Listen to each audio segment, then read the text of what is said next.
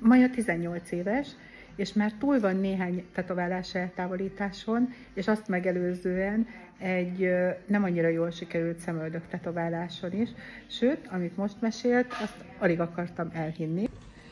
Mi volt a szemöldököt sztoria, Maja? Sziasztok! 1 éve voltam szemöldök tetováláson, és leborotválták, meg legyantáztak a szemöldököm, és azóta nem úgy nől ki, ahogy.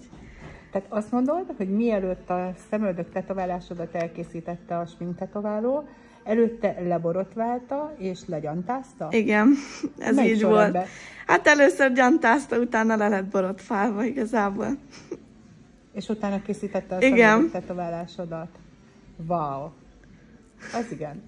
Most az a feladatom, hogy Majának az eltávolítások után készítsek egy új szemöldök tetoválást, ami remélhetőleg mind formájában, mind színében megfelel az elvárásainknak. Ugye azt tudni kell, hogy Maja bőre egészen világos. Minden egyes árnyalat nagyon élénken megmutatja saját magát, szóval nagyon vigyáznunk kell, hogy milyen színeket használunk, hiszen nem lehet sem sötét, sem pedig vöröses árnyalatú, sem pedig sárgás.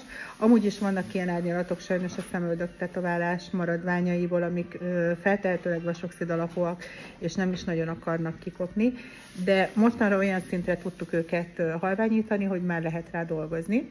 Úgyhogy mindent meg fogok tenni annak érdekében, hogy a lehető legszebb megoldás szülessen.